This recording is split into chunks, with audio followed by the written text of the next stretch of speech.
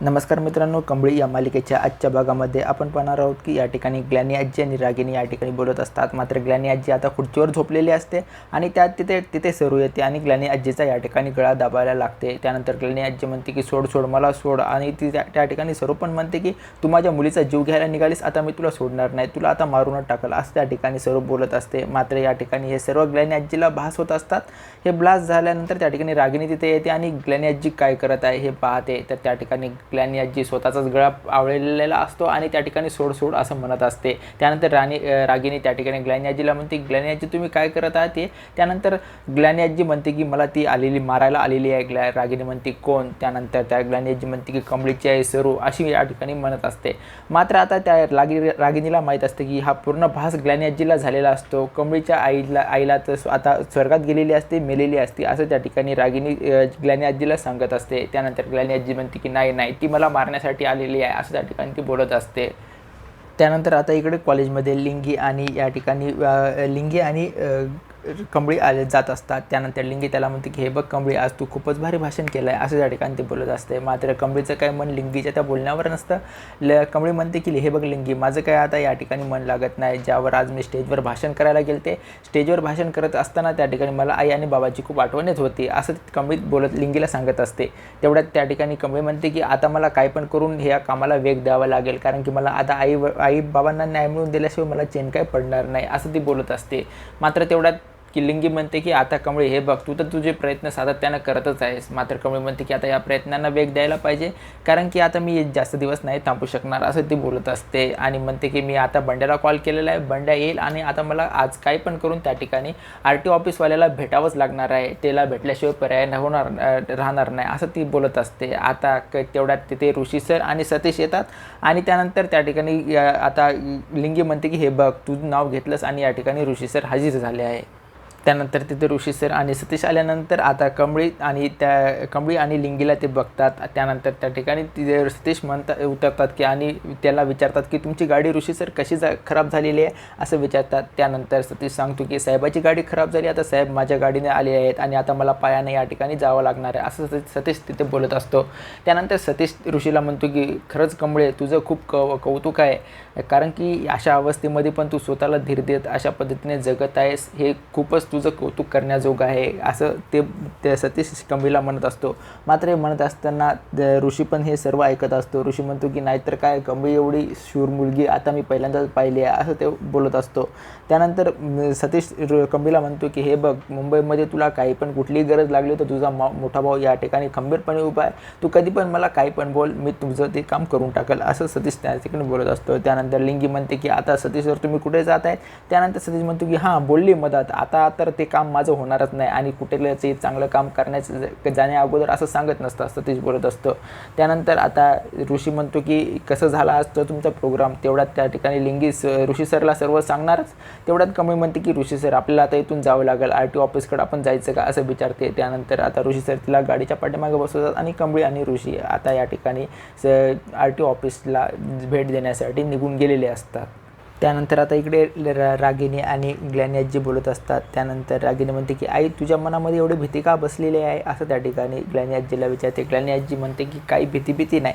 त्यानंतर इथे ग्लॅनी आजी आता एका जणाला कॉल करते आणि म्हणते की जे पण या ठिकाणी कंबळीची आई ही वारलेली असते, गावामध्ये एकाला फोन करते की आणि म्हणते की ती खरंच वारली आहे का, याचा मला पाठपुरावा पाहिजे आहे आणि त्या ठिकाणी तिचा शोध घेणं आता हे थांबलेलं आहे की नाही, हे मला सगळं डिटेल्स पाहिजे, असं ग्लॅनी आजी एकाला कॉल करून सांगत असते. आणि आता हे सांगत असताना रागिनी पण हे सर्व ऐकलेलं असतं. रागिनी म्हणते ग्लॅनी आजी, तू आता खूपच घाबरलेली दिसते मला, असं तर त्या ठिकाणी ती रागिनीला वाटत असतं. मात्र हे करत असताना ग्लॅनी आजी म्हणते की हे बघ रागिनी, मी काय घाबरले नाही, मात्र आपल्याला पाठपुरावा हा लागलाच पाहिजे, कारण की कंबळीची आई वारली आहे.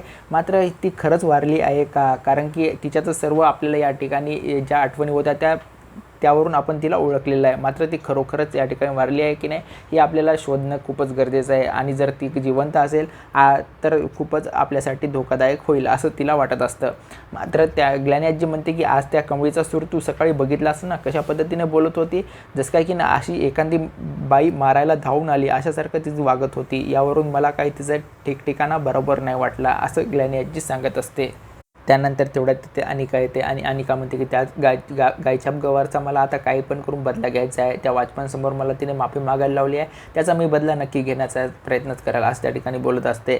मात्र हे बोलत असताना रागिनी म्हणते की तू शांत बसतेस का, आता मी तुमच्या दोघींपैकी कोणाला सांभाळू. त्यानंतर अनिका म्हणते की मॉम तुझ्याशी मी बोलत नाही, तू शांतपणे चुपचाप ऐकून घे माझं, मी तुला बोलत आहे तर तुला माझं ऐकूनच घ्यावं लागेल असं बोलत असते.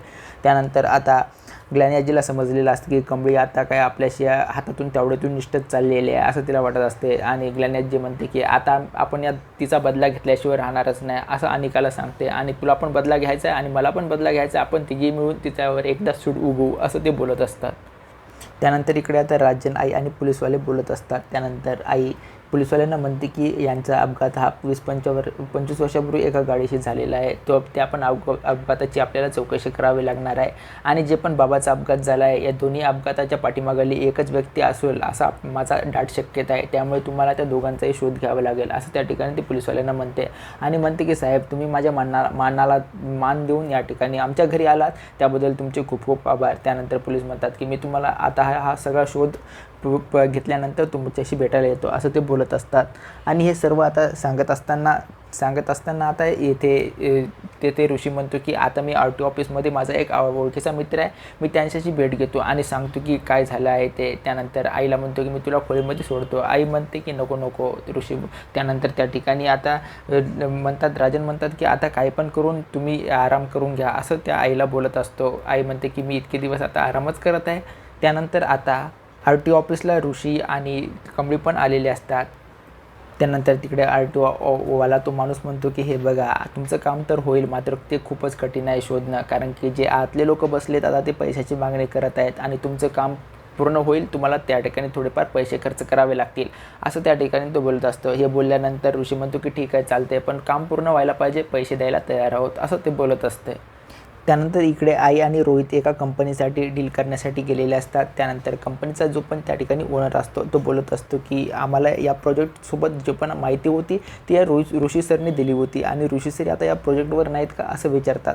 त्यानंतर रोहित म्हणतो की नाही ऋषी सर तर आता या ठिकाणी दुसऱ्या कामावर गेलेले आहेत, या प्रोजेक्ट आता हे मीच हँडल करत आहे असं ते बोलत असतात.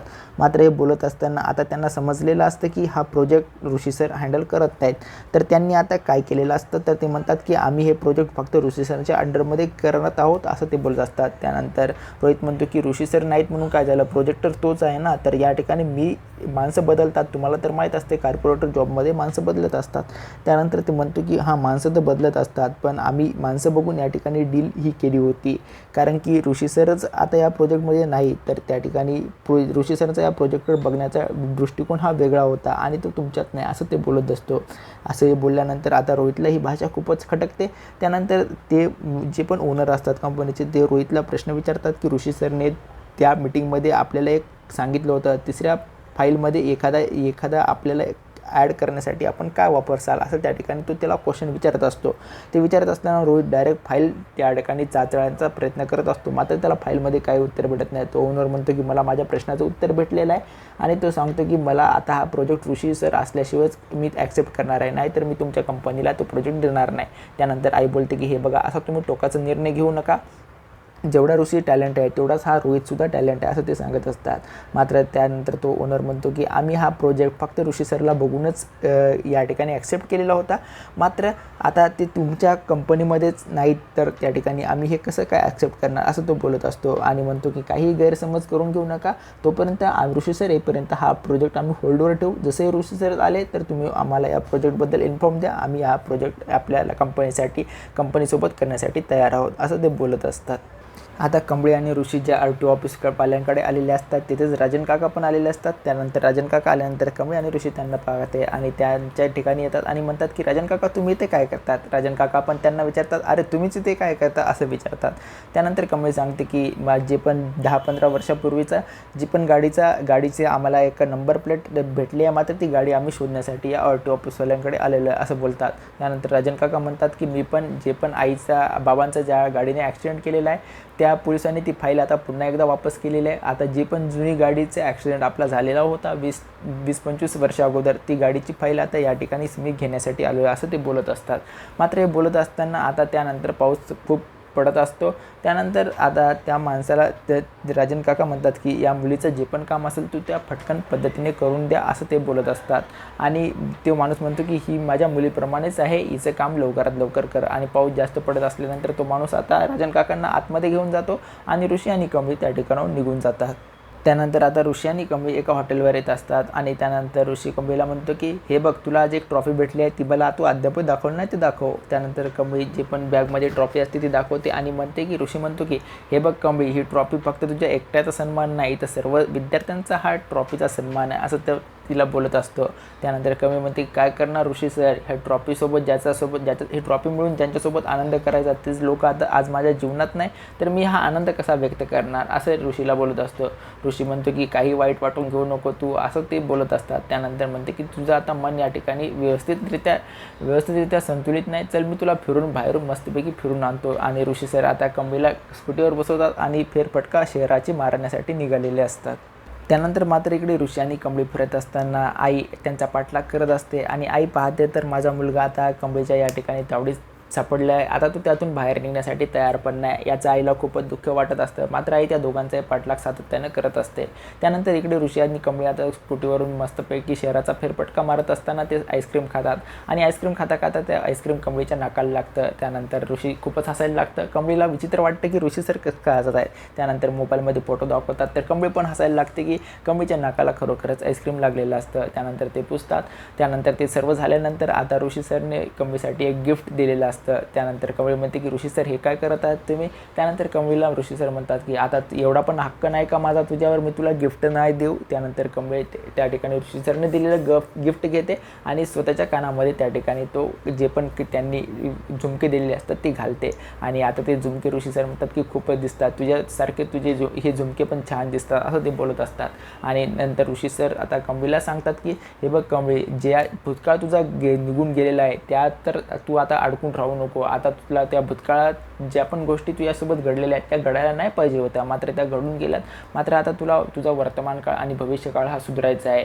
तू तुझ्या स्वप्नांचा जो पण पाठलाग करत आहे त्याच्याकडे तू दुर्लक्ष करू नको, कारण की तुझ्या आता स्वप्नात पूर्ण करशील तेव्हा ते खरंच तुझी ओळख आईवडिलांसाठी असणार आहे असं त्या ठिकाणी ऋषी सर तिला खूप समजून सांगण्याचा प्रयत्न करतात आणि म्हणतात की आता जर तू तुझ्या स्वप्नाचा जर त्याग दिला तरी मला सर्वात जास्त वाईट वाटेल असं ते बोलत असतात.